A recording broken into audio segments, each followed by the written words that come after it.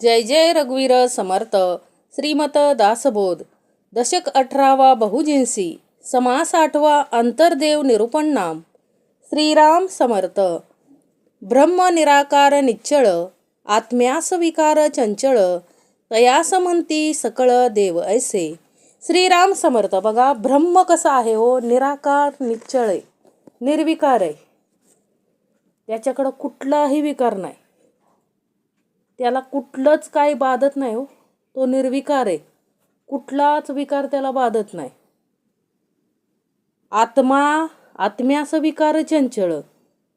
अंतरीचा अंतरात्मा कसा आहे हो, सविकार. म्हणजे आत्म्याला देहामुळं सगळ्या विकार काय करतो आत्मा, देहाबरोबर भोगतच असतो ना. आत्म्यालाच आपण काय सगळेजण म्हणतो, सर्वजण देव आत्म्यालाच मानतो. देव कुणाला मानतो आपण, अंतरीच्या अंतरात्म्याला. परंतु परब्रह्म आत्मा ज्याच्याकडं जातो शेवटी तो कोण आहे हो, परमात्मा म्हणजे परब्रह्म आहे तो. आणि ते परब्रह्म कसं आहे, परब्रह्मापासूनच हे सगळं निर्माण झालेलं आहे. सगळं निर्माण त्याच्यापासून झालंय, परंतु तो स्वतःकडे काय घेत नाही.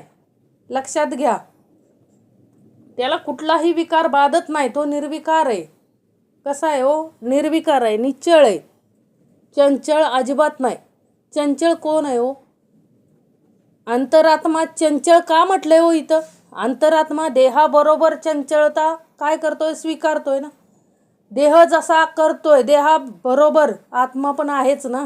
प्रत्येक देह जे जे कर्म करतोय त्या प्रत्येक कर्माबरोबर आत्मा आहेच ना. कारण देह करतो कुणामुळं हो, सगळं जे काय करतो ते कुणामुळं करतो, अंतरीचा अंतरात्मा आहे म्हणून करू शकतोय. अन्यथा नुसता देह असेल, अंतरीचा अंतरात्मा नसेल तर कुठलंही कार्य होणार नाही. म्हणजे अंतरीचा अंतरात्मा चंचळपणा देहामुळं घेतोय ना.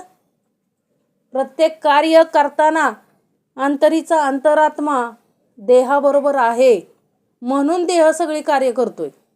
ज्या क्षणी अंतरीचा अंतरात्मा निघून जातो त्या क्षणी 4 माणसं लागतात ना ते देहाला. सगळं म्हणजे अग्नी देईपर्यंत सगळं कार्य करायला बाकीची लोक लागतात. देह काही करू शकत नाही. कितीही कामाचा माणूस असू द्या, समर्थ म्हटले, कितीही कामाचा माणूस असू द्या, परंतु अंतरीचा अंतरात्मा आहे तोपर्यंतच तो काम करू शकतो. त्याचा अंतरीचा अंतरात्मा निघून गेल्यानंतर आपण त्याला एखादं काम सांगितलं तर तो ऐकेल का हो, नाही ऐकणार. समर्थ म्हटले, कितीही कामाचा माणूस असू द्या, तो काम करू शकत नाही. काम कधी करू शकतो, जोपर्यंत तो अंतरीचा अंतरात्मा त्याच्याबरोबर आहे तोपर्यंत. म्हणून समर्थांनी इथं काय सांगितलंय, ब्रह्म निराकार निश्चळ, आत्म्यास विकार चंचळ, तयास म्हणती सकळ देव ऐसे. मग आपण सगळे देव कुणाला मानतो, अंतरीच्या अंतरात्म्याला देव मानतो ना हो. का तर तो आपल्याबरोबर काम करतोय म्हणून, आपल्याला माहिती आहे म्हणून. अंतरीच्या अंतरात्म्यालाच आपण आतापर्यंत काय मानत आलोय, देव मानत आलोय. देवाचा ठावची लागेना, एक देव नेमस्त कळेना, बहुत देवी अनुमानेना एक देव. बघा आपल्याला देवाचा पत्ताच लागेना. कारण आपण काय हो, अनेक देव मानणारातली माणसं ना. किती आपल्या हिंदू संस्कृतीत किती देव मानतो आपण, 33 कोटी देव म्हणतो ना, 33 कोटी देव. अहो अशी देवांची नावं ठेवलीत आपण की आपल्यालाच हसायला येतं. काही नावं देवाची. म्हणजे हे निर्माण कोणी केलंय, मनुष्याने निर्माण केले ना. अनेक देव निर्माण कोणी केले, मनुष्यानं. देवाचा आपल्याला पत्ताच लागत नाही, म्हणजे देवाचा निश्चय होत नाही. खरोखर एकच देव आहे हे निश्चय करून काय होत नाही हो, कळत नाही. व अनेक देवांच्या गडबडीत एक कोणता ह्याचा निर्णय होत नाही. बघा एक जण खूप मोठा भक्त हो, देवाची मनोभावे पूजा करायचा. सोमवार आला शंकराची पूजा करायचा, त्याचा उपवास धरायचा कडक, मनोभावे शंकराची पूजा करायचा. देवाला शंकराला पण तो भक्त आवडायचा. मंगळवार आला देवीची पूजा करायचा, देवीला सुद्धा तो भक्त खूप आवडायचा. बुधवार आला विठ्ठलाची भक्ती करायचा, विठ्ठलाला देखील तो भक्त खूप आवडायचा. गुरुवार आला दत्तांची पूजा करायचा.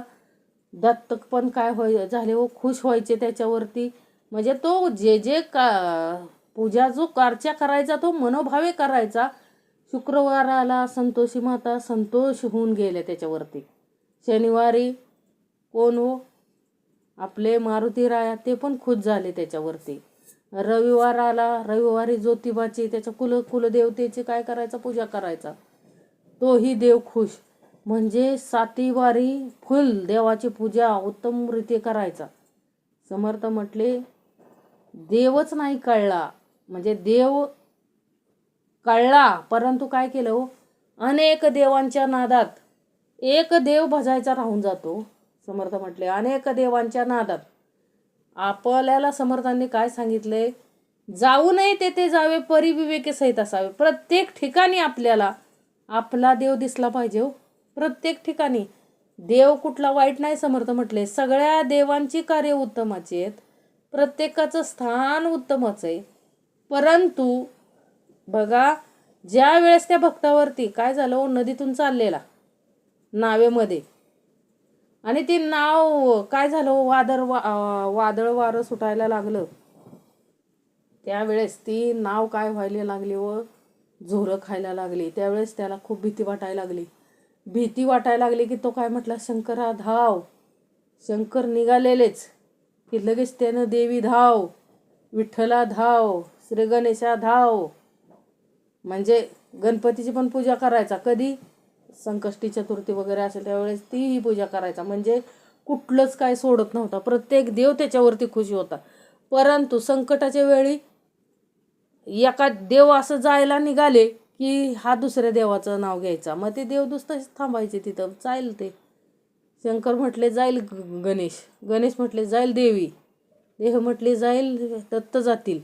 म्हणजे त्यानं नामस्मरण म्हणजे करताना त्याला कळलंच नाही की कुणाचं नामस्मरण करावं.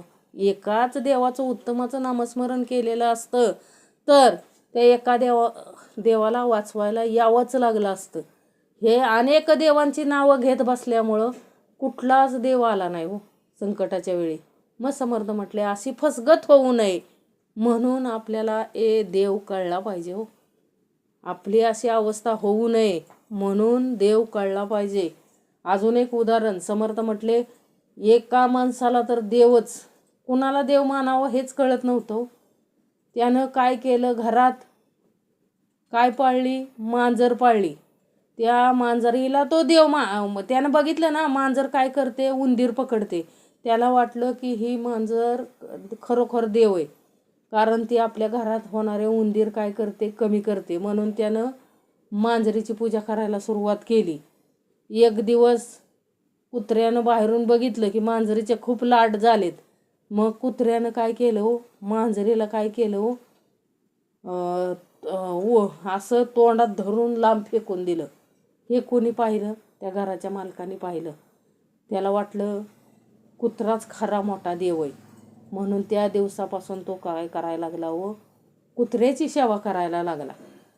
कुत्र्याची सेवा करता करता एक दिवस कुत्र्यानं काय केलं हो, घरामध्ये शिरला म्हणून ह्याच्या बायकोनं काय केलं हो, लाटणं होतं हातात ते तसं त्या कुत्र्याला फेकून मारलं.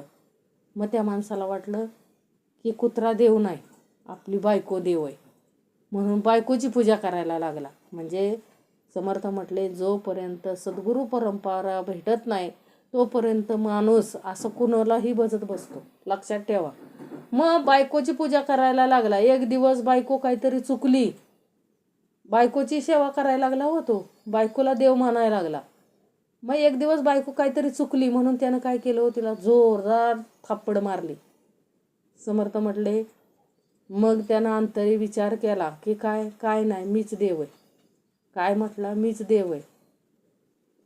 त्याला भूक लागायला लागली. त्याला वाटलं पोट माझा देव आहे. म्हणजे समर्थ म्हटले ह्याच भ्रमामध्ये तो काय झाला हो, गेला ना. शेवटी त्याला खरा देव कळलाच नाही हो. समर्थ म्हटले भ्रमातच राहिला ना तो, की माझा हा देव, माझा तो देव शोधतच राहिला ना.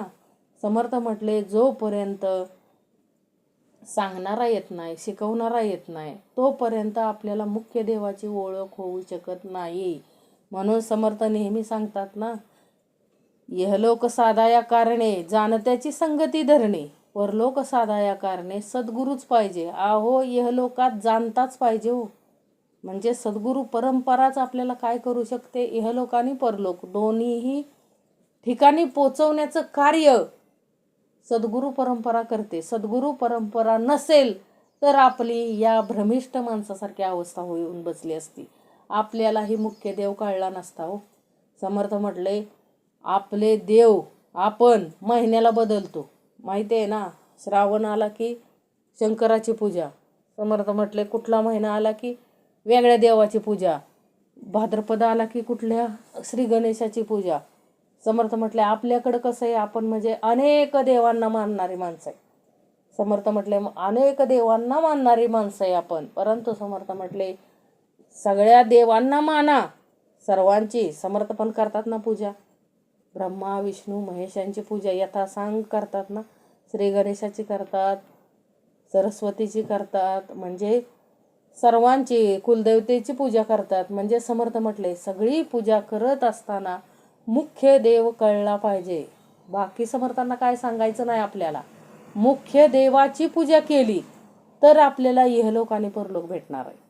इहलोक साधण्यासाठी आणि परलोक साधण्यासाठी आपल्याला मुख्य देवाची ओळख झाली पाहिजे हो. भ्रमिष्ठासारखी अवस्था होऊ द्यायची नाही. एकालाच बजायचं. उत्तमाचं जे दिलंय, सद्गुरू परंपरेनं जे दिलंय नामस्मरण, ते करता आलं पाहिजे. मग आपलं संरक्षण करणारा तो आहेच हो. एकावर सगळा भार टाकला की तो काय करतो, आपोआप आपली जबाबदारी घेतो. लक्षात घ्या, अनेकांवर भार असेल तर अनेक जण काय करतात, टाळाटाळ करतात ना, हा करील तो करील. याच अवस्थेत आपली काय अवस्था होऊन बसते व कोणच मदतीला येत नाही. म्हणून समर्थ म्हटले, मुख्य देवाची ओळख घेता आली पाहिजे. देवाचा ठावची लागेना, एक देव नेमस्त कळेना, बहुत देवी अनुमानेना एक देव, म्हणून विचार असावा, विचारे देव शोधावा, बहुत देवांचा गोवा पडोची नये. म्हणून समर्थ म्हटले, सारासार विवेक असावा हो. विचार करता आला पाहिजे. मुख्य विचाराने मुख्य देवाचा शोध घेता आला पाहिजे हो. बहुत देवांचा गोवा पडोची नये. अनेक देव असतील तर आपलीच फजिती होणार आहे ना. आपलीच फजिती होणार आहे. या आपलं कसं असतं माहिती आहे ना, कुठल्या देवाला जाऊन नवस बोलतील, काय बोलतील सांगता येत नाही. एक जणाने नवस काय केला हो, देवा तुला 6 पायाचं देईन पण माझं हे काम होऊ दे. देवाला वाटलं की काय हो, 6 पायाचं, आजपर्यंत सगळ्यांनी 2 पायाचं 4 पायाचं बघितलं, परंतु हे 6 पायाचं काय आहे नेमकं. देवाने बी त्याचं काम केलं हो. समर्थ म्हटले, हा पण चॅप्टर 6 पायाचं काय दिलं हो. काम झाल्यावर देवाला पशी जीवन मुंगळा नेऊन सोडला. देवापाशी काय सोडला, मुंगळा नेऊन सोडला. म्हणजे समर्थ म्हटले, माणूस तर किती चॅप्टर आहे बघा, माणूस तर किती चॅप्टर आहे. म्हणून समर्थ म्हटले की जास्त देवाचं म्हणजे अनेक देवांच्या गोंधळात पडूच नका. अनेक देवाच्या गोंधळानं आपला गोंधळ होऊन बसेल. त्या माणसासारखी अवस्था व्हायला नको. ज्या वेळेस मदतीची आवश्यकता आहे त्यावेळेस कुठल्याच देवाचं नाव तोंडात, म्हणजे सगळ्याच देवांची नावं तोंडात आल्यावर देवाने तर नेमकं कुठल्या देवाने नेमकं यायचं आपल्या मदतीला, असं आहे ना. समर्थ म्हटले, म्हणून एकावरती ठाम राहता आलं पाहिजे हो. अनेक देवांच्या गोंधळात पडू नये. एक नामस्मरण दिलंय ना, ते नामस्मरण आपल्याला जपता आलं पाहिजे. ते आपल्याला जपणारच आहे हो. समर्थ म्हटले, कारण त्या नामस्मरणामध्ये ज्याला आपण बोलवलंय तोच येणार आहे ना. म्हणून अखंड नामस्मरण कुणाचं करावं हा सुद्धा सारासार विवेक आहे हो. समर्थ म्हटले, म्हणून साथ असावी लागते परमार्थात. प्रपंचात आपल्याला सद्गुरू सामर्थ्य पाहिजे, सद्गुरूंची साथ पाहिजे. त्यावेळेस आपल्याला समजतं की आपण काय करू शकतो. कारण आपण अनेक देवांच्या गोंधळात अडकलेली माणसं आहे, अनेक देवांच्या गोंधळात अडकलेली माणसं आहे. म्हणून समर्थ म्हटले, आपल्याला एकावरती विश्वास देता आला पाहिजे हो, एकाला भजता आलं पाहिजे हो. एक मुख्य देव कुठला आहे तो कळलं पाहिजे. लक्षात घ्या. म्हणून समर्थ म्हटले अनेक देवांचा गोवा पडोची नाही. देव छेत्री पाहिला त्या सारिका धातूचा केला. पृथ्वीमध्ये दंडक चालीला येणे रीती. समर्थ म्हटले बघा माणसाचं काय असतं, एखाद्या तीर्थक्षेत्राला गेला तिथली मूर्ती बघितली की ती हुबेहूब बनवून घ्यायची कुणाकडून, कारागिराकडून, आणि ती काय करायची घरी आणायची. समर्थ म्हटले माणसं काय करतात, क्षेत्रातला देव कशाचा असतो आपण बघतो. क्षेत्रामध्ये म्हणजे आपण ज्या ज्या तीर्थक्षेत्रामध्ये जातो तिथं जी देव बघतो त्याच्यासारखा धातूचा देव काय करतो घरी तयार करून आणतो आणि त्याची काय करतो पूजा करतो. अशीच जगातली सगळी काय चालली रीत चालली. समर्थ म्हटले एक जण तर असा होता की त्यानं एवढे घरात फोटो आणलेले होते की किती आणले होते 200 फोटो होते. अख्ख्या घरामध्ये फोटो होते. एकदा समर्थ गेले तिथं आणि समर्थ म्हटले की काय नाही बाबा माझं काम आहे तुझ्याकडं. तर तो काय म्हटला थांबा माझी पूजा झाल्याशिवाय मी काय बाहेर येऊ शकत नाही. त्याला पूजा करायला 2 तास लागायचे, कारण फोटो किती होते सगळे देव किती होते घरामध्ये 200च्या वरती फोटो होते. समर्थ म्हटले तो सगळ्या देवांची पूजा करत बसायचा. तोपर्यंत समर्थांनी इथं काय केलं दारात 10-20 खड्डे खणले. त्यावेळेस तो पूजा झाल्यानंतर बाहेर आला त्यावेळेस म्हणाला की काय हे समर्थ आहेत सगळे खड्डे खणून ठेवले दारात. ते म्हटले का असं केलं तुम्ही. त्यावेळेस समर्थ म्हटले काय नाही मला तहान लागलेली म्हणून म्हटलं खड्डा खणून बघावा पाणी लागतंय का. मग तो म्हटला एक खड्डा खणून बघितला असता तर पाणी तरी लागलं असतं निदान. एवढे 20 खड्डे तुम्ही कशासाठी खणत बसला.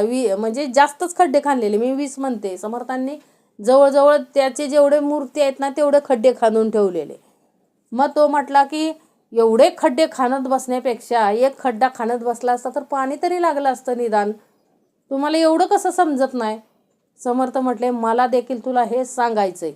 अरे 200 देवांची पूजा करत बसतोय तू, त्याच्यापेक्षा एकाच देवाची पूजा कर ना. कुठल्या तरी एकाच देवाला भज म्हणजे काय होईल, तो तरी प्रसन्न होईल ना. मग एवढे देवांची पूजा करून उपयोग काय, व्यर्थ वेळ घालवतोय तू. कारण देव कशात आहे देव अंतरी आहे. समर्थ म्हटले देव बाहेर धातूंच्या म्हणजे समर्थांनी आपल्याला सांगितलं ना रुपयाचा देव, सोन्याचा देव माणसं पळवून नेतात, चांदीचा देव पळवून नेतात, चोरी करून नेतात ना. मग देवच सुरक्षित नाही असा देव काय कामाचा. समर्थ म्हणतात आपल्याला सगुण रूपात देव माहीत असावा म्हणून काय आहे मूर्ती आहेत ना. आपल्याला जाणीव राहावी म्हणून मूर्ती आहेत. परंतु ज्या ज्या तीर्थक्षेत्राला जायचं तिथून वेगळा एक देव घेऊन यायचा. समर्थ म्हटले कुणी सांगितलंय तुम्हाला.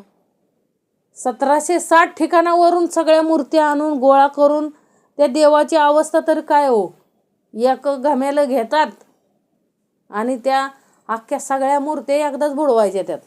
समर्थ म्हटले उपयोग काय आहे अशा परंपरेचा, अशा पूजेचा उपयोग काय. समर्थ म्हटले त्यापेक्षा काय एकाला भजाना व्यवस्थित उत्तमाचं. कारण आपण काय करतो जिथं जाईल तिथल्या तीर्थक्षेत्रावरून काय आणत असतो त्या देवाची हुबेहूब मूर्ती फोटो सगळं आणतो ना घरी आणि त्याची पूजा करत बसतो. समर्थ म्हटले हे खूप चुकीची परंपरा आहे ना आपली. कारण त्या देवांची ही पूजा उत्तमाची होत नाही, व्यवस्थित होत नाही. प्रत्येकाची होती का व्यवस्थित नाही होत आणि आपल्यालाही त्रास होतो. धड संसार प्रपंचही उत्तमाचा होत नाही, त्यातच टायमिंग जातो. समर्थ म्हटले देवपूजेत सगळे फोटोंची पूजा करायची सोपं आहे का. समर्थ म्हटले आणि करून उपयोग काय आहे. उपयोग काय नाही त्यापेक्षा जे सगुण रूप परमेश्वराचं आहे एकाचीच पूजा करा ना. समर्थ काय म्हटले एकाचीच पूजा करा तर आपल्याला काय होणार आहे तो देव प्राप्त होणार आहे. म्हणून म्हणले देव छेत्री पाहिला त्या सारिका धातूचा केला. पृथ्वीमध्ये दंडक चालीला येणे रीती. असं चाललंय ना सगळीकडं. संपूर्ण पृथ्वीमध्ये तसं चाललंय. ज्या क्षेत्राला जायचं तिथलं देव उचलून आणायचे. म्हणजे ज्या क्षेत्राला जायचं त्या देवासारखी हुबेहूब मूर्ती बनवून आणायची, फोटो आणायचे. असे घरात काय होते हो, फोटोंची रांग लागते. असा दंडक चाललाय ना हो समाजात. नाना प्रतिमा देवांची मूळ, तो हा क्षेत्र देवची केवळ. नाना क्षेत्रे भूमंडळ शोधून पाहावे. समर्थ म्हणतात काय हो, अनेक प्रतिमांच्या देवाचे मूळ हा क्षेत्रदेव म्हणजे कुठला हो, देहरूपी क्षेत्रातला आत्मा. आत्मा हा काय आहे हो, क्षेत्रदेव आहे. जगातील अनेक क्षेत्रे शोधून पहा म्हणजे तो अंतरात्मा कळेल ना. म्हणजे अनेक देह पहा म्हणजे तुम्हाला अंतरात्मा कळेल. जिवंत देवाची मंदिरं फिरतायत तरी म्हणताय देवाची ओळख नाही, देव पाहिला नाही. अरे समर्थ म्हटलं हे चालतं बोलतं देव आहेत ना. प्रत्येक सजीव हा देव रूपातच आहे ना. त्याच्या अंतरी असलेल्या अंतरात्म्यामुळे तर ते चालतायत बोलतायत. अन्यथा अंतरात्मा नसेल तर आपण चालू शकत नाही, बोलू शकत नाही. म्हणजे समर्थांना काय सांगायचंय, अरे मुख्य देवाची ओळख घ्या हो. जो अंतरी बसलाय त्याची ओळख घ्यायची सोडून आपण जगातले सगळे विश्वातल्या मूर्ती आणून गोळा करून रोज 4 तास जरी पूजा करत बसलो तरी फायदा नाही. समर्थ म्हटले अनवाणी पायानं सगळीकडं वाऱ्या करते. पायात चप्पल न घालता सगळीकडं काय करतो, सगळीकडं जातोय देवाला. समर्थ म्हटले उपयोग नाही. तू काय करतोय समर्थ म्हटले, त्या पाषाणाच्या देवासाठी अंतरीच्या देवाला काय करतोय हो, त्रास देतोय. म्हणून समर्थ कधी उपवास धरा म्हणून कधी सांगत नाहीत. उपासना करा, उपवास धरा म्हणून कधी सांगितलं नाही समर्थांनी. तुमच्या शरीरासाठी तुम्हाला धरायचा तर धरा, देवाचा उपवास म्हणून धरा असं कधी सांगितलं नाही. कारण का हो, तुम्ही काय करताय समर्थ म्हटले, त्या प्रतिमांच्या देवांसाठी किंवा मूर्तीच्या स्वरूपात जे देव आहेत त्यांच्यासाठी तुम्ही जो खरा देव आहे त्याला काय देताय हो, त्रास देताय ना. किती त्रास समर्थ म्हटले. अशा भर उन्हाळ्यात सुद्धा यात्रा वगैरे असतील, एखाद्याचा नवस फेडायचा असेल तर अनवाणी पायानं काय करतात हो, चालतात त्या देवाच्या पर्यंत. समर्थ म्हटले उपयोगाचं नाही. कळलं पाहिजे, खोट्या देवासाठी खऱ्या देवाला आपण त्रास देतोय, खोट्या देवासाठी खऱ्या देवाला त्रास देतो हे कळलं पाहिजे. समर्थ म्हटले याच्यासाठी अंतरी सारासार विवेक बुद्धी पाहिजे हो. समर्थ म्हटले विवेकानं विचार करता आला पाहिजे तर ओळख होणार आहे. समर्थ म्हटले विचार करायला तर ओळख होणार आहे, अन्यथा ओळख होणार नाही. खोट्या देवाच्या समोर खरे देव कापले ना आपण. खोट्या देवासमोर अनेक यात्रा आपण बघतोय. समर्थ म्हटले यात्रा जत्रा करतोय आपण खोट्या देवासाठी. खोटाच ना म्हणजे मूर्तीचा जो आपण घडवून बसवलाय ना, तो आपल्या समाधानासाठी तो देव बसवलेला आहे. समर्थ म्हटले मूर्ती रूपात. अहो एवढं काय समर्थ म्हटले, आपण 10 दिवस श्री गणेशाची पूजा करतो, त्यात सुद्धा समर्थांनी सांगितलंय ना हो की मूर्ती पूजा आहे आपण करतोय आणि त्याचं विसर्जन करतोय. म्हणजे ती काय आहे, मूर्तीच आहे असं समर्थांना सांगायचं. म्हणून आपण त्याची काय करतोय, विसर्जन करतोय. परंतु त्या मूर्तीसाठी जर आपण खरोखरच्या ह्या देहाला जर त्रास देत असू, त्याला विनाकारण त्रास देत असू तर काय होणार आहे, काहीच प्राप्त होणार नाही हो. म्हणून समर्थ म्हटले की जे खोट्या देवासाठी खऱ्या देवाला त्रास द्यायचा नाही हो. समर्थांनी कधीही सांगितलं नाही उपवास धरा, अनवाणी पायी चालत या, मला असं आणा तसं आणा, कधीही सांगितलेलं नाही. म्हणून समर्थ म्हटले की सारासार विवेक आपल्याला कळला पाहिजे, आपल्याकडं तेवढी बुद्धी पाहिजे, विचार पाहिजे.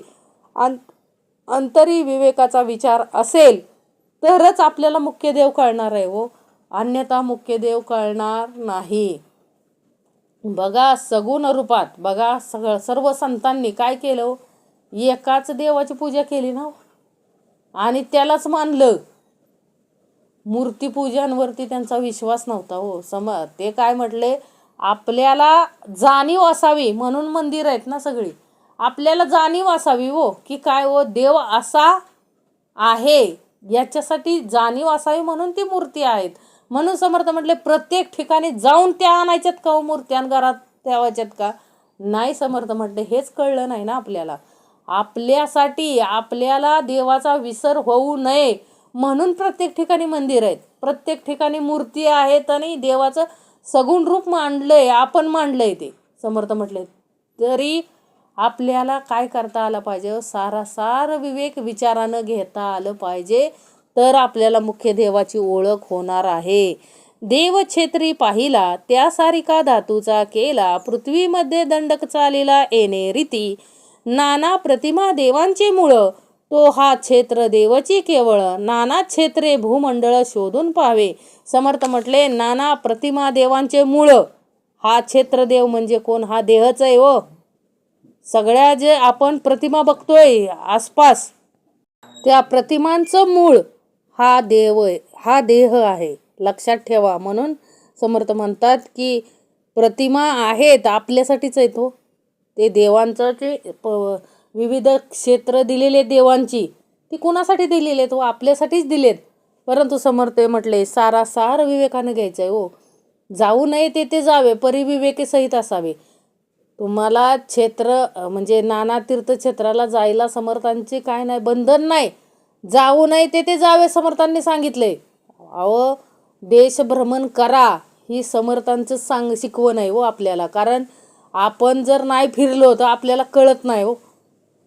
कारण कसं असतं, बेडकाला काय वाटतं हो, आई विहिरीत बेडूक असलं की त्याला काय वाटतं, एवढंच विश्व आहे, आपलं विश्व एवढंच आहे. समर्थ म्हटले विश्व जर बघायचं असेल तर काय केलं पाहिजे हो, त्या विहिरीच्या बाहेर पडता आलं पाहिजे. कारण का हो, माणसं वाचता येतात, माणसांचा अनुभव येतो. समर्थ म्हटले आपण बाहेर पडलो की आपल्याला समजतं की कशी लोक आहेत कशी नाहीत, कळतं ना सगळं.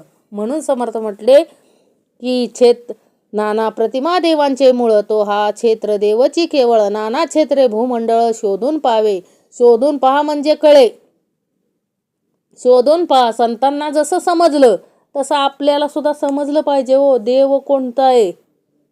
नाथांनी काशीवरून आणलेली गंगा कुणाला पाजली हो, गाढवाला पाजली ना. का पाजली असेल हो, कारण त्यांना मुख्य देव कळलेला. कारण त्याच्या अंतरी जो देव आहे तो तरपडतोय पाण्याविना, आणि आपण पाणी घेऊन घरी जायचं आणि त्याचं गंगापूजन करायचं, उपयोग काय. समर्थ म्हटले काय उपयोग होणार नाही. हे नाथांना कळलं म्हणून नाथांनी काय केलं हो, तिथंच ती घागर पाण्याची ओतली ना त्या गाढवाच्या मुखामध्ये, तो अंतरीचा अंतरात्मा शांत झाला ना. म्हणून समर्थ म्हटले मुख्य देव कळला पाहिजे हो. संतांना कळलं म्हणून संत घडले. रेड्याच्या मुखी वेद बोलवले समर्थ म्हटले संत ज्ञानेश्वरांनी. कसे बोलवले समर्थ म्हटले, अंतरीचा अंतरात्मा कळला म्हणूनच ना. ते वेद कोण बोललो, तो अंतरीचा अंतरात्मा बोलला. लक्षात घ्या. म्हणजे कोणीही वेद बोलू शकतो, परंतु कसं पाहिजे हो, त्याला सामर्थ्य पाहिजे. सामर्थ्य आहे चळवळीचे, जो जो करील तयाचे, परंतु ते अधिष्ठान पाहिजे भगवंताचे. परमेश्वरच हे सगळं करू शकतो, लक्षात घ्या. त्याच्याकडे तेवढं सामर्थ्य आहे. म्हणून तो परमेश्वर आपल्याला ओळखता आला पाहिजे, मुख्य परमेश्वर. क्षेत्रदेव पाषाणाचा विचार पाहता तयाचा, तंत लागला मुळाचा अवताराकडे. क्षेत्रदेव पाषाणाचा, क्षेत्रातला देव कशाचा असतो, पाषाणाचा असतो. आणि त्याचा विचार पाहिला असता त्याच्या मुळाचा धागा अवताराकडे पोहोचतो ना. आता म्हणजे श्रीरामांची मूर्ती मांडली ना आपण अयोध्येत. अयोध्येत काय केलं हो, श्रीरामांची मूर्तीची स्थापना केली. म्हणजे का त्या मूर्तीची स्थापना केली हो, का तर त्या श्रीरामांचं अवतार कार्य होऊन गेलंय म्हणून. त्या अवतार कार्या म्हणजे श्रीरामांनी जन्म घेतला होता ना देहरूपात, म्हणून ती मूर्तीची स्थापना झाली ना. म्हणजे समर्थांना इथं काय सांगायचंय, क्षेत्रदेव पाषाणाचा विचार पाहता तयाचा, तंत लागला मुळाचा अवताराकडे. आओ, जी मंदिरं आहेत, आपण जेवढी मंदिरं बघतोय तेवढ्या प्रत्येक मंदिरात असलेल्या मूर्ती ते कोण आहे हो, कोणीतरी देहरूपामध्ये येऊन अवतार कार्य केलेली काय आहेत, तेच देव आहेत ना. सगळे ज्यांनी ज्यांनी जन्म घेतलाय पृथ्वी तलावरती त्यांचीच मंदिरं आहेत ना. म्हणून समर्थ म्हटले, अरे मूर्ती ज्या आहेत ते अवतार कार्यच आहे ना. मग हे शोधून पाहता विचार करता कळलं पाहिजे हो, की आपण जे काय करतोय म्हणजे जे पाषाणाचे जे देव आहेत आपण जे बनवलेत ते कशामुळे बनवलेत हो? त्या मूर्ती कशाच्या म्हणजे थोडक्यात सांगायचं काय समर्थांना, ज्या ज्या मूर्ती आहेत त्या मूर्ती अवतार कार्य होऊन गेलेल्याच पुरुषांच्या मूर्ती बनवल्यात ना. ज्यांनी उत्तमाचं कार्य केलंय, श्रीराम असू द्या, श्रीकृष्ण असू द्या, छत्रपती शिवाजी महाराज असू द्या, मूर्ती बनवली ना. कशाच्या का बनवली हो? कारण काय केलं त्यांनी हो? अवतार कार्य केलं म्हणून ते काय केलंय हो, श्रीरामांचं श्रीकृष्णांचं मूर्त्या बनवल्यात ना. म्हणजे हे आपल्याला विवेकानं विचार करता आला पाहिजे. अवतारी देव संपले, देह धरुनी वर्तोन गेले, त्याहुनी थोर अनुमानले ब्रह्मा विष्णू महेश. अवतारी देव काय म्हणले? अवतारी देव संपले. म्हणजे समर्थांना काय सांगायचंय, अवतारी देव जे जे अवतार घेऊन आलेले, श्रीकृष्ण सौर्य असू द्या, श्रीराम सौर्य असू द्या, काय केलं हो? त्यांचं कार्य झाल्यानंतर त्यांनी देह काय केला हो? ठेवला ना. म्हणजे ते कुठं गेले? निजधामाला गेले. ते जगामध्ये देह धरूनच वागले ना. कार्य होताच मूळ रूपात काय झाले? गेले ना. त्यांच्यापेक्षा ब्रह्मदेव विष्णू व शंकर हे थोर आहेत अशी काय आहे हो? कल्पना आहे ना. आपल्याला माहिती आहे की अवतारी देव हे ह्या तिघांपासूनच काय होतात तो अवतार घेतात. म्हणजे हे तिघजण काय आहेत व सर्वश्रेष्ठ देव आहेत, ब्रह्मा विष्णू महेश. म्हणून समर्थ म्हटले आपण बाकीचे देह धरून आले गेले, परंतु हे तिघां आहेतच ना. हे सर्वश्रेष्ठ आपण मानतो ना, म्हणून त्यांचं पूजन करतो ना. अख्ख्या विश्वामध्ये ब्रह्मदेवांचं एकच मंदिर आहे समर्थ म्हटले. कुठं? पुष्करला ना. पुष्करला काय आहे? ब्रह्मदेवांचं एकच मंदिर आहे. आणि ब्रह्मांचं एकच आहे. आणि विष्णू आणि शंकर ह्यांची मंदिरं आपल्याला अनेक मंदिरं पाहायला मिळतात ना. त्याच्यामागं पण काहीतरी कथा आहे समर्थ म्हटले. ब्रह्मदेवांचे काम नाहीत मंदिरं, त्याच्यामागं पण काय आहे हो समर्थ म्हटले? कथा आहे. म्हणजे अवतारी पुरुषांपेक्षा हे तिघजण काय आहेत हो? श्रेष्ठ आहेत असं आपण मानतो. म्हणजे समर्थांना काय म्हणायचंय, अवतारी देव संपले, देह धरून वर्तोन गेले, त्याहुनी थोर अनुमानले ब्रह्मा विष्णू महेश. त्या तिही देवास ज्याची सत्ता, तो अंतरात्माची पाहता, करता भोगता तत्वता प्रत्यक्ष आहे. त्या तिही देवास ज्याची सत्ता, आता ह्या तिन्ही देवांवर ज्याची सत्ता आहे तो एक काय आहे हो? अंतरात्माच आहे ना. म्हणजे वास्तविक करता भोगता तोच आहे ना. हे काय उघड आहे. समर्थ म्हटले ब्रह्मा विष्णू महेश हे मेन देव आहेत असं आपण मानतो, म्हणजे आहेतच समर्थ म्हटले. परंतु त्यांनाही चालवणं, त्यांच्यावरही ज्याची सत्ता आहे तो काय आहे हो? तो मुख्य देव आहे. आता एक दिवस ब्रह्मा विष्णू महेशांना पण काय आलं हो? आला ना अहंकार. ब्रह्मदेवांना अहंकार आला की काय, ह्या सृष्टीचं कार्य जर मी केलं नाही, सृष्टी बनवण्याचं कार्य जर मी केलं नाही तर ही सृष्टी बनवू शकत नाही. हा अहंकार कोणाला आला? ब्रह्मदेवांना. ब्रह्मदेव म्हटले आजपासून झालं, आजपासून मला खूप कंटाळा आलाय, मी आजपासून सृष्टीची निर्मिती करणार नाही. म्हणून सगळं कार्य सोडून ते चालू लागले. एखाद्या निर्जळ ठिकाणी मी जाणार आहे, निर्जळ ठिकाणी जिथं कुणीही नाही अशा ठिकाणी जाणार आहे म्हणून निघाले. लगेच कोण आले? विष्णू भगवान आले. श्री विष्णूंनी विचारलं, ब्रह्मदेव कुठं चाललात? ब्रह्मदेव म्हटले आजपासून मी सृष्टीचं कुठलंही कार्य करणार नाही. श्री विष्णूंना वाटलं की मलाही आता खूप कंटाळा आलाय. श्री विष्णूंना बी काय आलेलं हो? अहंकार आलेला की मी जर नाही ना पालन केलं तर ह्या सृष्टीचं पालन कुणीच करू शकत नाही. म्हणून ते काय म्हटले, अहो मला पण खूप कंटाळा आलाय, मी पण आजपासून कुठलंही कार्य करणार नाही, चला मी तुमच्याबरोबर निघतो. चालले, दोघंही चालले की आजपासून सृष्टीचं कुठलं मी सृष्टी निर्माण करणार नाही असं ब्रह्मदेवाने ठरवलं. मी सृष्टीचं पालन करणार नाही असं विष्णूंनी ठरवलं. परत कोण भेटले त्यांना? श्री शंकर भेटले. शंकर काय म्हणाले, कुठं चाललाय तुम्ही दोघं? त्यावेळेस ती दोघं म्हटली की नाही, काय नाही, आम्ही आजपासून आमचं काम थांबवतोय, आम्हाला खूप कंटाळा आलाय. अहो, श्री शंकरांना पण वाटलं की मला पण खूप कंटाळा आलाय, मी पण आता हे काय मला जे सृष्टीचं म्हणजे जे काय सृष्टी निर्माण करण्याचं काम ब्रह्मदेवांचं, सृष्टीचं पालन करण्याचं काम श्री विष्णूंचं आणि सृष्टीचा संहार करण्याचं काम महादेवांचं.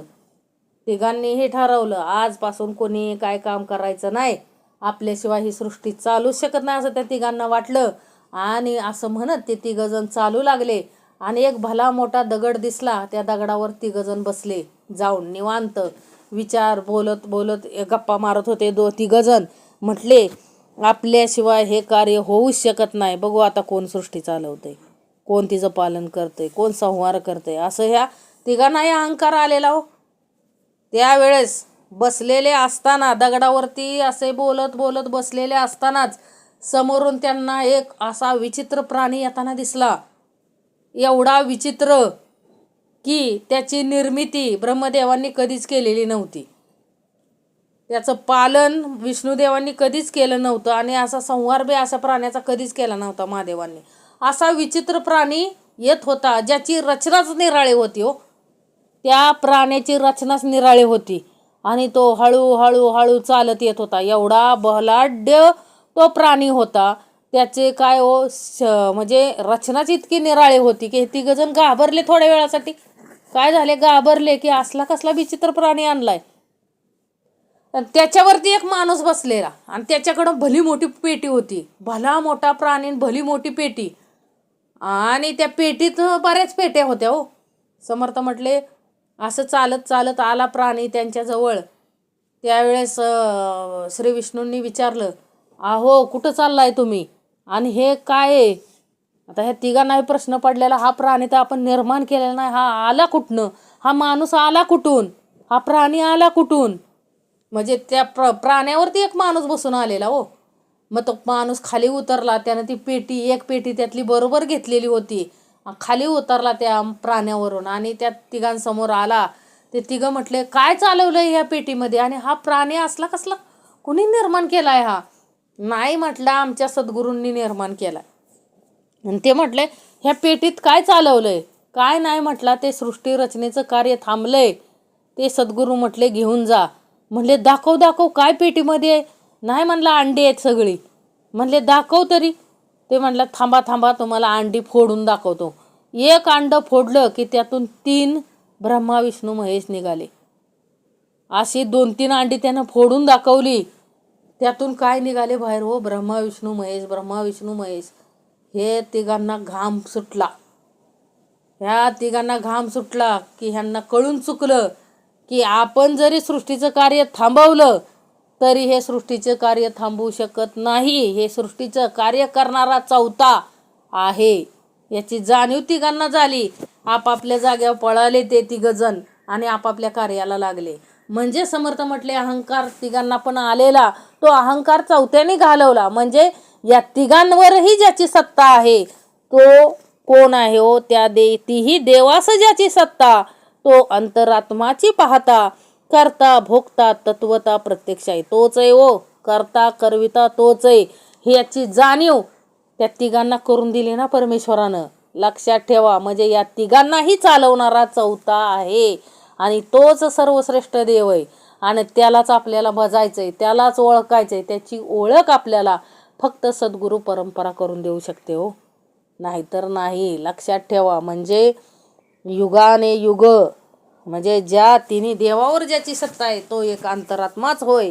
वास्तविक करता भोगता तोच आहे ना, उघड उघड तोच आहे ना हो. करता भोगता तोच आहे आणि त्याची ओळख घ्यायची.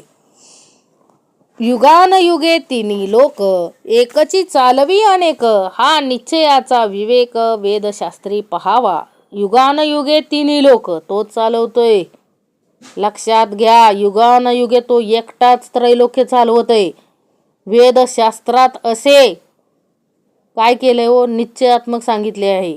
म्हणजे वेदशास्त्रांनीही निश्चय करून ठेवला आहे ना हो, की काय निश्चय करून ठेवलाय, की ह्या तिन्ही युगानुयुग ही तिन्ही लोक चालवणारा कोण आहे हो, तोच आहे. एकची चालवी अनेक. म्हणजे हे सर्व विश्व कोण चालवतोय, तो परब्रह्म चालवतोय.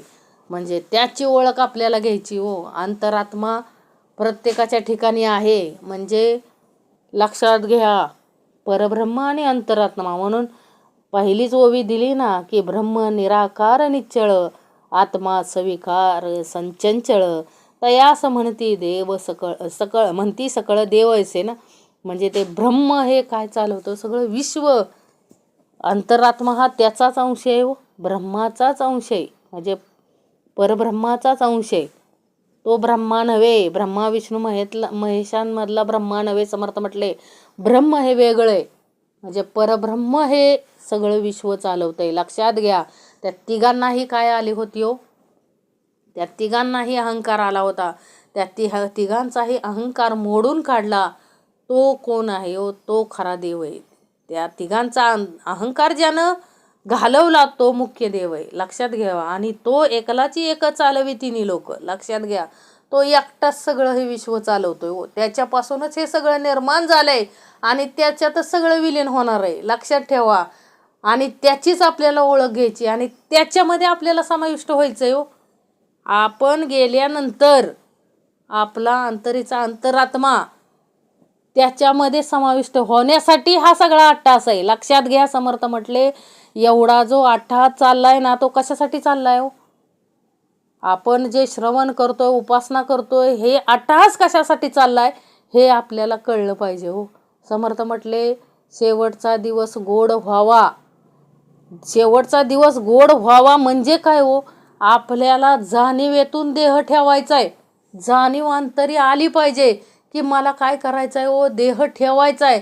समर्थ म्हटले तुला खूप पैसे पाणी दिले, आहो आम्ही परमार्थात अशी माणसं बघितलेत की अतिरिक्त पैसा झाला का नाही की नंतर माणसाची काय होते हो, बुद्धी पालटते. समर्थ म्हटले तसं होऊ द्यायचं नाही. कारण का हो, कितीही पैसा आला, कितीही ऐश्वर्य आलं तरी अहंकार येऊ द्यायचा नाही. कारण आपल्याला काय करायचंय हो, शेवटचा दिवस गोड करायचा आहे. समर्थ म्हटले कितीही, आहो संतांकडंही खूप ऐश्वर्य होतं. समर्थ म्हटले आम्हाला बी ऐश्वर्य द्यायला आलाय हो.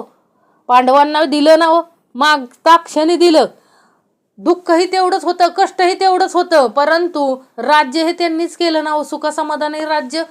महाभारत युद्ध झालं त्याच्यानंतर सुखसमाधानाने राज्य कुणी केलं हो? त्या 5 भावंडांनीच केलं ना. ऐश्वर्य भोगलं कुणी? त्या 5 भावंडांनीच भोगलं ना हो. पाहिजे ते दिलं ना हो. इंद्रप्रस्थ दिलं. लक्षात घ्या, खांडवप्रस्थ होतं ते. म्हणजे खांडवप्रस्थाचं इंद्रप्रस्थ निर्माण करण्याचं सामर्थ्य ते परमेश्वराचं आहे हो. सगळ्या देवांना बोलवलं ना हो, पटापटापटा सगळ्यांना बोलवलं आणि सगळ्यांनी काम केलं. क्षणार्धात खांडवप्रस्थाचं इंद्रप्रस्थ झालं ना हो. समर्थ म्हटले तसंच आहे आपल्यालाही. आपण सत्याच्या बाजूला असेल, आपलं कुकर्म नसेल तर आपल्यालाही तो परमेश्वर द्यायला आलाय हो. मग देतोयच. आणि त्यानं दिलं आपल्याला तर आपण काय घ्यायचं नाही हो, अहंकार घ्यायचा नाही. कुणाच्या मुंडक्यावर नाचण्यासाठी आपल्याला ऐश्वर्य नको आहे. समर्थ म्हटले ऐश्वर्य कशासाठी पाहिजे हो आपल्याला? चारित्र्य संपन्न, ऐश्वर्य संपन्न. समर्थाने आपल्याला सांगितलंय ना हो, आपली मुलं कशी होतील हो, नीती संपन्न, चारित्र्य संपन्न होतील असं सांगितलंय ना. म्हणजे सगळ्या बाजूनं संपन्न होणार आहे, वैभव संपन्न होणार आहे, चारित्र्य संपन्न होणार आहे, नीती संपन्न होणार आहे. परंतु हे सगळं आल्याच्या नंतर आपल्याकडं अहंकार येऊ नये म्हणून आपल्याला श्रवण पाहिजे. समर्थ म्हटले जाणीव पाहिजे की हे देणारा कोण आहे आपल्याला, तोच आहे. त्यानं आपल्याला सगळं दिलंय ह्याची जाणीव आपल्याला पाहिजे हो. आणि आपल्याला हे सगळं करून शेवटचा दिवस गोड करायचा आहे. समर्थ म्हटले सोपं नाही. शेवटचा दिवस गोड करायचं सोपं नाही समर्थ म्हटले, परंतु आपल्याला करायचं आहे, जाणीवेतून करायचं आहे हो. समर्थ म्हटले म्हणून जाणीव पाहिजे आपल्याला. प्रत्येक गोष्टीची काय पाहिजे हो, जाणीव पाहिजे. म्हणून समर्थ म्हटले आयुष्य हेची रत्नपेटी, त्यामध्ये भजन रत्ने गोमटी, ईश्वरी अर्पून या लुटी आनंदाची करावे. म्हणजे ही आयुष्य दिलेलं ही रत्नपेटी आहे. आपल्याला मिळालेलं आयुष्य हे परमेश्वराची देणगी आहे हो आपल्यासाठी. अहो एवढे मोठमोठे आजार आले, सगळ्यातून आपल्याला सुरक्षित बाहेर त्यानं काढलं, आपल्याला उत्तमाचं आरोग्य दिलंय. ही मेहरबानी आहे आपल्यावरती त्या परमेश्वराची, त्याचे अनंत उपकार आहेत, याची जाणीव आपल्याला पाहिजे हो. मग हे मिळालेलं आयुष्य आपल्याला कशात घालवायचं व सत्कर्मात घालवायचंय, अहंकारात नाही घालवायचं. समर्थ म्हटलं ऐश्वर्य मिळणारच आहे हो, ऐश्वर्य सगळं मिळणार आहे, तुम्हाला सगळं द्यायला चालू मी. परंतु ते काय करता आलं पाहिजे, उत्तमाचं सांभाळता आलं पाहिजे. त्याचा वापर, त्या संपत्तीचा वापर अनितीनं करायचा नाही, अनितीच्या कार्याला अजिबात करायचा नाही. समर्थ म्हटले कशासाठी करायचा आहे हो, त्या संपत्तीचा वापर नीतीसाठी करायचा आहे. समर्थ म्हटले असाच एक होता, त्याचा केश कर्तनाचा काय होता, व्यवसाय होता. समर्थ म्हटले बैठकीला बसला, उत्तमाचं काय करत होता हो, श्रवण करायचा. उत्तमाचा धंदा चालायला लागला, त्याचा एवढा धंदा चालायला लागला समर्थ म्हटले की त्याला दिवसाचे 1,00,000 रुपये मिळायला लागले. अहो ती लक्ष्मी आली, बरोबर आहे. समर्थ म्हटले हळूहळू एवढा पैसा यायला लागला त्याच्याकडं की समर्थ म्हटले तो हळूहळू काय केलं हो, सगळं सोडलं, श्रवण सोडलं, उपासना सोडली आणि तो कशाच्या नादाला लागला हो, बाई आणि बाटलीच्या नादाला लागला. समर्थ म्हटले आहे कामावर त्याचं लक्ष नव्हतं. हळूहळू येणारा पैसा काय व्हायला लागला हो, बंद व्हायला लागला. समर्थ म्हटले त्यानं एक दिवस ती बाई घरी आणली, घरात पत्नी असताना समर्थ म्हटले त्यानं काय आणली, ती बाई घरी आणली. समर्थ म्हटले हितच काय झालं हो, संपत्तीचा ऱ्हास होतो. अनितीनं जर तुम्ही वागला तर संपत्तीचा काय होतो, पूर्ण ऱ्हास होतो. समर्थ म्हटले इथंच त्याचा काय झाला, सगळं संपत्तीचा ऱ्हास झाला. एक दिवस त्याला काय करावं लागलं व देह स्वतःचा त्यागावा लागला.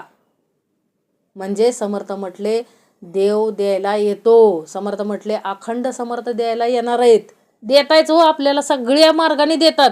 परंतु समर्थ म्हटले आपल्याला ते नीतीनं वापरता आलं पाहिजे हो, न्याय नीतीनं वापरता आलं पाहिजे. घरात फक्त पत्नी चांगली असून उपयोगाचं नाही. समर्थ म्हटले घरातील प्रत्येक सदस्य उत्तमाचा असला पाहिजे हो, कर्मामध्ये उत्तमाचा असला पाहिजे, तर ऐश्वर्य संपन्न, नीती संपन्न, चारित्र्य संपन्न होणार आहे हो, आणि मग आपला दिवस गोड होणार आहे.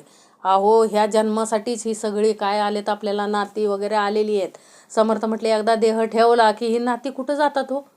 म्हणून समर्थ म्हटले दिलेत ना तोपर्यंत सांभाळायचेत, परंतु जास्त कशात अडकून बसायचं नाही हो. आपल्याला या सगळ्यांमधून सुटायचंय, योग्य मार्गाने सुटायचंय हो. हाच परमार्थाचा मूळ आहे. म्हणजे यहलोक साधाया कारणे जाणत्याची संगती धरणे, परलोक साधाया कारणे सद्गुरूच पाहिजे. जीवनाचा खरा उद्देश आपल्याला कळला पाहिजे. जिवंत असतानाच कळला तर आपण जीवनाचं सार्थक करणार आहे, लक्षात ठेवा. म्हणून पांडवांना कळलं ना, म्हणून पहिल्या काळात काय हो, वानप्रस्थाश्रम असायचं. म्हणजे ठराविक काळापर्यंतच काय करायचे हो, राज्य करायचे राजे, आणि आपल्या मुलांच्या स्वाधीन करून काय करायचे, निघून जायचे ना हो वानप्रस्थाश्रमात. म्हणजे तो त्याग कशासाठी होता हो, तो त्याग ऐश्वर्याचा त्याग, सगळ्या गोष्टीचा त्याग होता ना हो. तो कशासाठी होता हो, आपलं लक्ष काय आहे जीवनाचं ते साध्य करण्यासाठी हा त्याग होता, लक्षात घ्या. म्हणजे शेवटचा दिवस गोड व्हावा आपण सहज म्हणतोय, परंतु ते होण्यासाठी खूप कष्ट आहेत हो. एवढं सोपं नाही. समर्थ म्हटले शेवटचा दिवस गोड होण्यासाठी म्हणजे आपलं प्रत्येक कर्म उत्तमाचं झालं पाहिजे. आपण एवढं बोलतोय समर्थ म्हटले, पण आपल्या हातून घडत नाही. परंतु समर्थ म्हटले घडवायचंय. समर्थाला निवेदन पाहिजे आपलं की समर्था घडवून घ्या हो, उत्तमाचं घडवून घ्या. कारण का हो, एवढा कलियुग माजलाय, एवढा कलियुग माजलाय की त्याला कोणीच नातीगोती कळत नाही, तो काहीच कळत नाही. एवढा त्या कलियुगानं काय केलाय हो, उत्तंग माजवलाय. तरी देखील सद्गुरु चरित्रात काय सांगितलं हो समर्थांनी, की त्या कलियुगानं काय सांगितलंय हो ब्रह्मदेवांना, की जी लोक परमेश्वराची पूजा करत असतील, म्हणजे जाणून बुजून जे परमार्थ करत असतील, त्यांना मी काय करणार नाही, हातही लावणार नाही, त्यांच्याकडे बघणार बी नाही. का तर मला साहजिकच आहे, मला त्यांच्यापासून भीतीच आहे, म्हणून मी त्यांच्या नादाला लागणार नाही. कलियुगानं स्वतः सांगितलंय ना हो. परंतु आपणच स्वतःहून कलियुगाच्या स्वाधीन होत असो तर तिथं सद्गुरू काय करणार आहे? तो काहीच करू शकत नाही. म्हणून समर्थ म्हटले, कितीही परमार्थात असू तरी विषय विकार येतात. परीक्षा घ्यायला येतात ना, विषय विकार फसवायला येतातच. अक्षरशः असे असे प्रसंग जीवनामध्ये येतात की त्यातून सुटणं अशक्य होतं. समर्थ म्हटले तरी देखील समर्थ आपल्याला उत्तमाचं सोडवतात आणि असंच सोडवलं पाहिजे व शेवटपर्यंत. शेवटच्या क्षणीही आपला अंतरीचा अंतरात्मा कुठं गेला पाहिजे हो? ज्यानं तो निर्माण केलाय परब्रह्मामध्ये विलीन झाला पाहिजे. लक्षात घ्या, एवढंच आपल्या जन्माचं काय आहे हो, यातच आपल्या जन्माचं सार्थक आहे.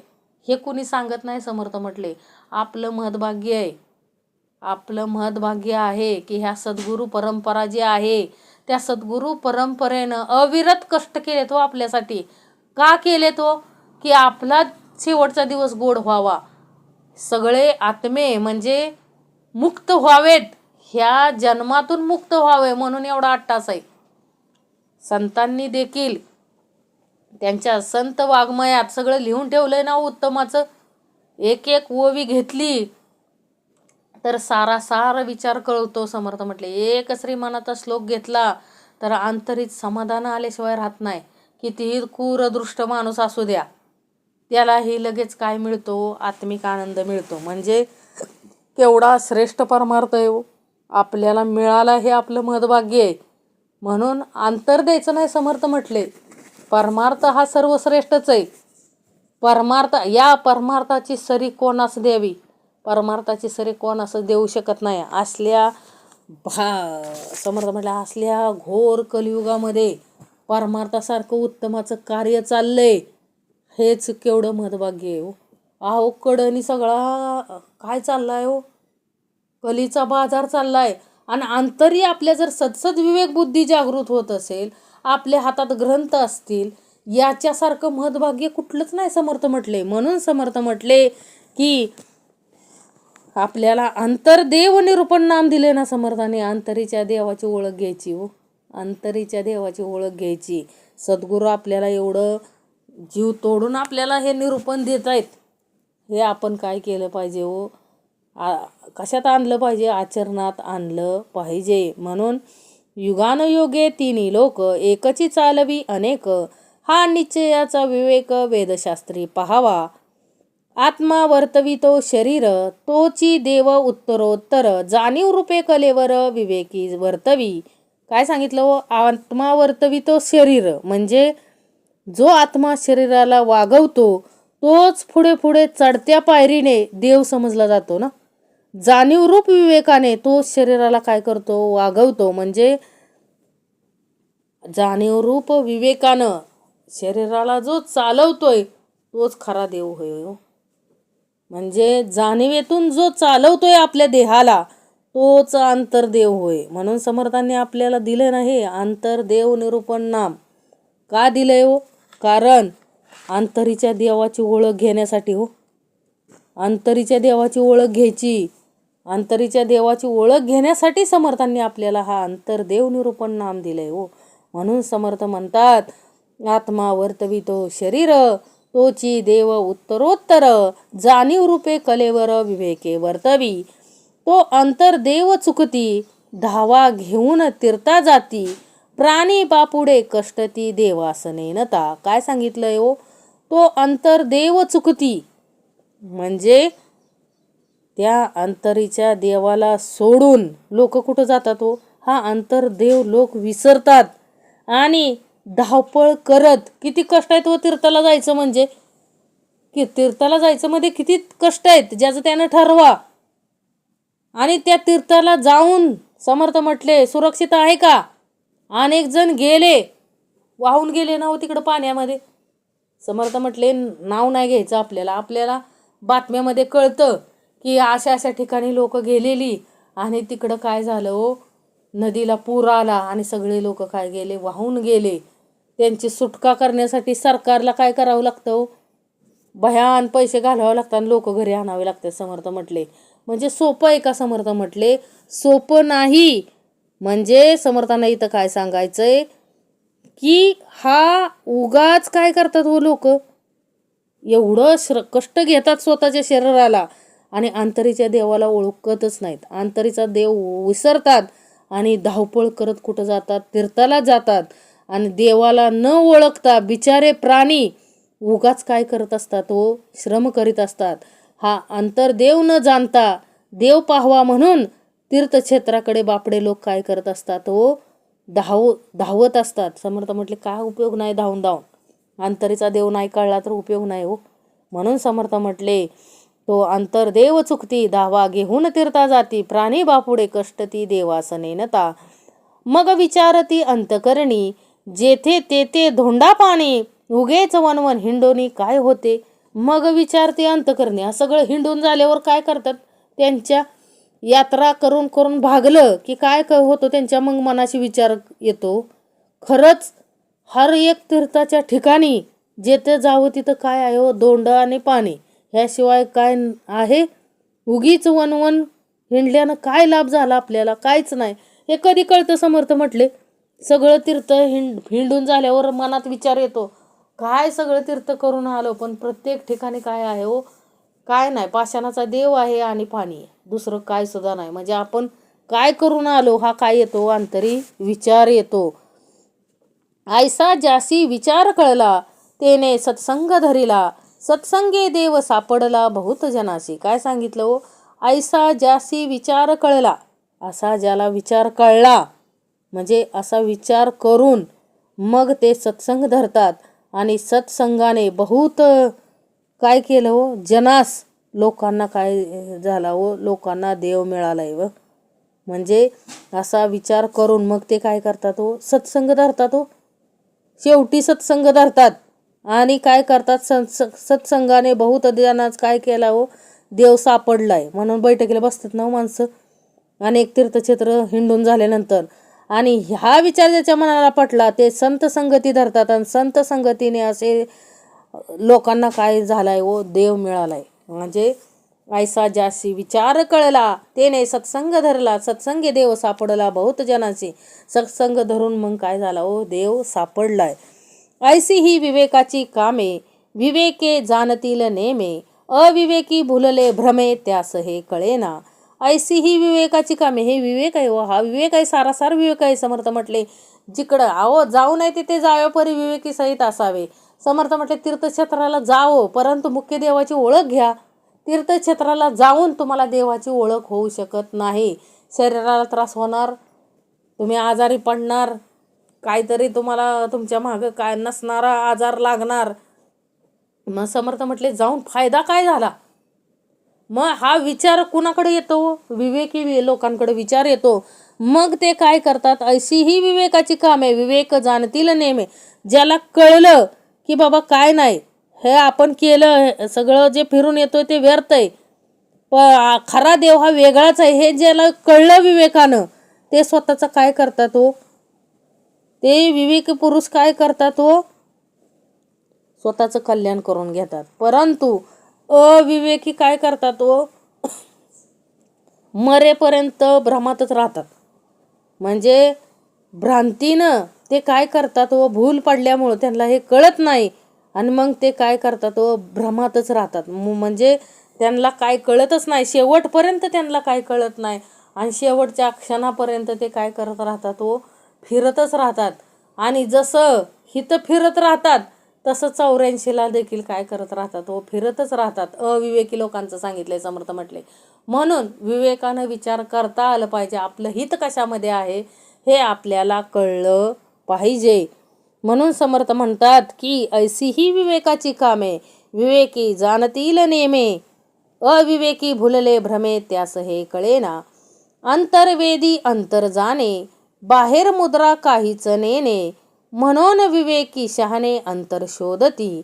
अंतर्वेदी अंतर जाणे म्हणजे अंतर्मुख पुरुष अंतकरण जाणतो आणि बहिर्मुख काय करतो, त्याला काहीच कळत नाही ना. म्हणून विवेकी शहाणे शुद्ध म्हणजे विवेकी शहाणी माणसे अंतकरणाचा काय घेतात हो, शोध घेतात. समर्थांना इथं स्पष्ट सांगितलंय ना, अंतर्वेदी अंतर जाणे, बाहेर मुद्रा काहीच नेणे, म्हणून विवेकी शहाणे अंतर शोधती. अंतर्वेदी अंतर्जाने म्हणजे अंतरीचा शोध कोण घेतो, अंतरीच्या देवाचा शोध कोण घेतो? जो विवेकी आहे तोच काय करतो, अंतरीच्या देवाचा शोध घेतो. आणि जो बाहेर मुद्रा आहे म्हणजे जो बाहेर केले सगळंच काय त्याला बहिर्मुख आहे, त्याला काहीच कळत नाही, तो फक्त डोळ्याला दिसतंय त्याच्यावर विश्वास ठेवतो, सगळं करतो बाहेरचं, परंतु आंतरिक उघडूनच बघत नाही. मग समर्थ म्हटले त्याचा उपयोग होत नाही. उपयोग कुणाला होतो? जो विवेकानं अंतर शोधतो शहाणपणाने, त्याचं काय होतं, त्याचं खरा कल्याण होतं, अविवेकाचं होत नाही. विवेकेविन जो भाव तो भावची अभाव, मूर्खस्य प्रतिमा देव ऐसे वचन.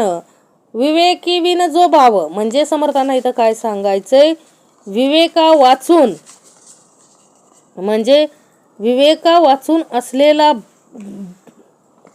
भाव तो अभाव समजावा. कारण समर्थ म्हटले जिथं विवेकच नाही तिथं नुसता परमेश्वराविषयी भाव असून उपयोगाचं नाही.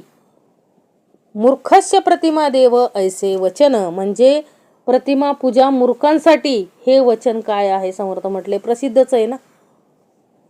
म्हणजे समर्थांना इथं काय सांगायचंय की जर आपल्याकडे विवेक नसेल, जो अंतरीचा भाव आपल्याकडे आहे तो भाव समजला जात नाही म्हणले, त्याला उपयोगच नाही हो, त्याला काय भावच नाही असं म्हणायचंय समर्थांना. जो भाव ज्या भावामध्ये विवेकच नाही त्या भावार्थाचा उपयोगच नाही हो. देव भावाचा भुकेला भावार्थ देखून भुलला, भाव देखून भाविकाला रक्षित असे. लक्षात घ्या, म्हणजे कुणाचं रक्षण करतो? ज्याचा विवेकाचा भाव आहे त्याचा अखंडपणे तो परमेश्वर रक्षण करत असतो. म्हणून विवेक पाहिजे हो. अंतरी काय पाहिजे? समर्थ म्हटले विवेक पाहिजे. विवेके विन जो भाव तो भावची अभाव, मूर्खस्य प्रतिमा देव ऐसे वचन. पाहात समजत शेवटा गेला तोची विवेकी भला, तत्वे सांडूनी पावला निरंजनी. पाहत समजत शेवटा गेला म्हणजे समर्थांना इथं काय सांगायचंय, प्रतिमेपासून आरंभ करून म्हणजे प्रतिमा पूजा मूर्खांसाठी हे वचन समर्थ म्हटले प्रसिद्धच आहे. तरी देखील प्रतिमेपासूनच सुरुवात करून जो विवेकानं पाहता पाहता मूळ पुरुषापर्यंत विचार करीत व समजून घेत जातो तोच विवेकी होय. म्हणजे इथं काय सांगायचंय समर्थांना, पाहत समजत शेवटा गेला तोची विवेकी भला, तत्वे सांडूनी पावला निरंजनी. जो विवेकानं पाहत समजत जो शेवटपर्यंत गेला. अहो प्रतिमा पूजन समर्थांनी आपल्याला प्रतिमा पूजन दिलं ना, मूर्खांसाठीच आहे. आपण मूर्खच आहे ना समर्थ म्हटले. आपण तर कुठं शहाणे होतो? उग समर्थांनी दशक मूर्खाचा दिला का आपल्यासाठी? आपणच होतो ना ते.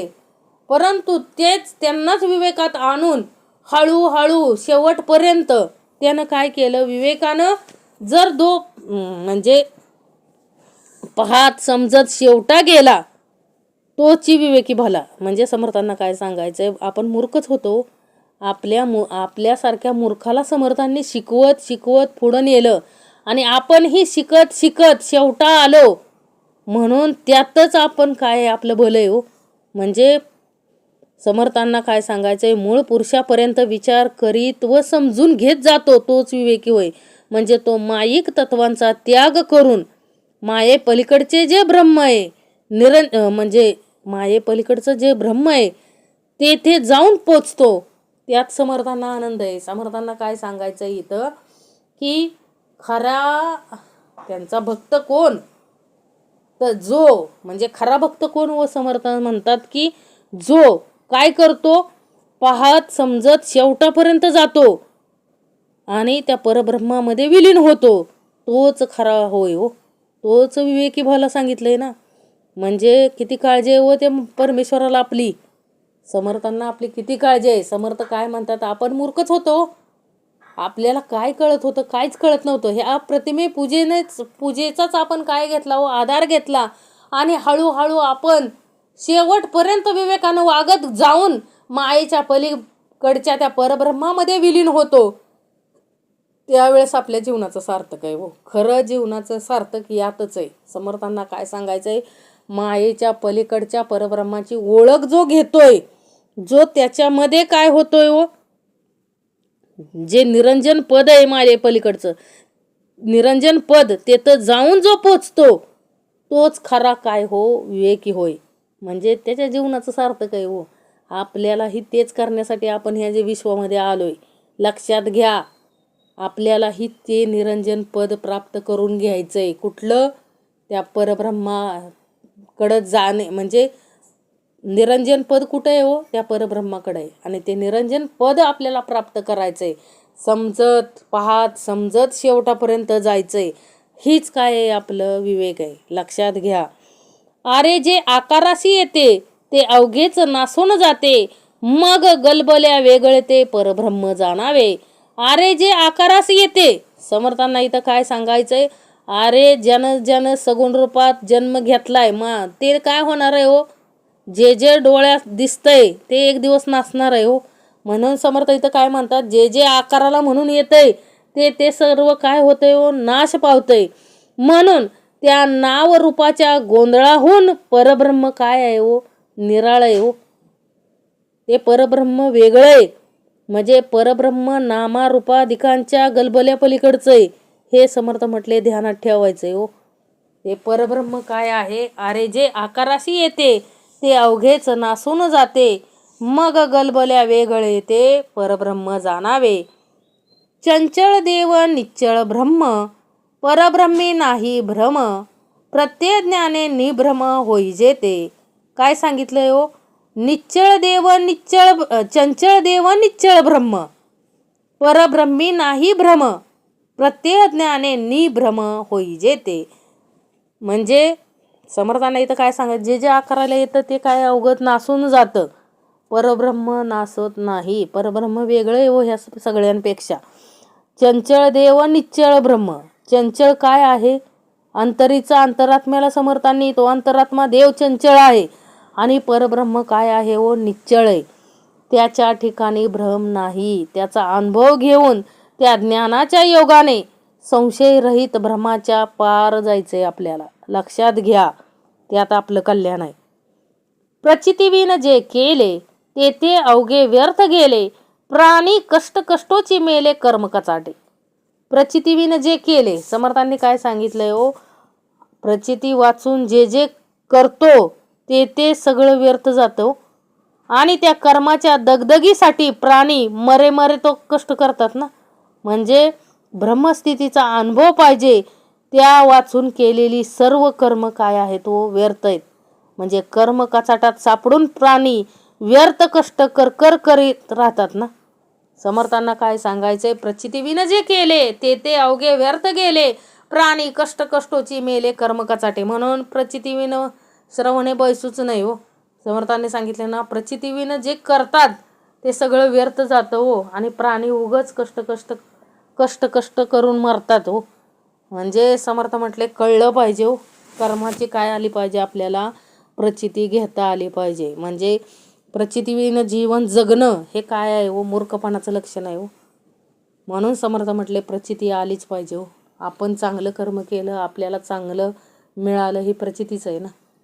म्हणजे समर्थ म्हटले प्रचिती घेता आली पाहिजे. प्रचितीविन जे केले ते अवघे व्यर्थ गेले, प्राणी कष्ट कष्टोची मेले कर्म कचाटे. कर्मा वेगळे न व्हावे तरी देवास कासया भजावे, विवेकी जाणती स्वभावे मूर्खनेने.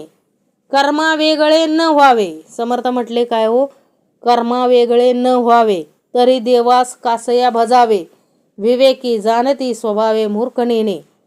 म्हणजे इथं काय सांगायचंय समर्थांना, कर्मा वेगळं होता येत नाही तर देवाचे भजन करायचं कशाला. विचारी लोकांच्या हे सहज काय येतं हो, ध्यानात येतं. मूर्खाला काय होत नाही, कळत नाही. म्हणजे कर्मा वेगळे व्हायचे नाही तर मग देवाच्या उपासनेचे कर्म कशाला करायचे. म्हणजे समर्थांना इथं काय सांगायचंय, कर्मा वेगळे होता येत नाही तर देवाचे भजन करायचं कशाला. म्हणजे कर्मा वेगळं जर, म्हणजे समर्थ म्हटले आपल्याला जर काय सोडायचंच नसेल, अवगुण सोडायचेच नसतील, तर मग कशाला नादाला लागायचंय कुठल्या गोष्टीच्या. म्हणजे कर्मा वेगळं होता आलं पाहिजे हो. आणि कर्मा वेगळं जर कर्मा वेगळे न व्हावे तरी देवास कसं या भजा विवेकी जाणती स्वभाव मूर्खनेने. म्हणजे देवाला जर भजायचं असेल तर आपल्याला कर्मा वेगळं होता आलं पाहिजे हो. म्हणजे आपण जे कर्म करतोय, वाईट कर्म करतोय, त्यातून चांगली कर्म करता आली पाहिजेत. म्हणजे कर्मा वेगळं होता आलं पाहिजे. नाहीतर ते देवाची पूजा करून उपयोगाचं काय? समर्थ म्हटले उपयोगाचंच नाही ना.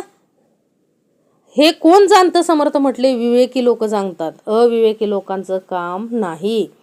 काही अनुमानले विचारे, देव आहे जगदांतरे, सगुणा करिता निर्धारे निर्गुण पाविजे. काही अनुमानले विचारे. समर्थ म्हटले की बाबा काय झालं की काही अनुमानले विचारे, म्हणजे विचाराने काहीसे कळले की देव जगाच्या काय आहे, अंतरी आहे, म्हणजे देव जगदांतरात आहे असं विचाराच्या योगाने काहीसे अनुमान झाले. म्हणजे पुढे सगुणाच्या आधाराने निर्गुणाची काय होते, प्राप्ती होते ना.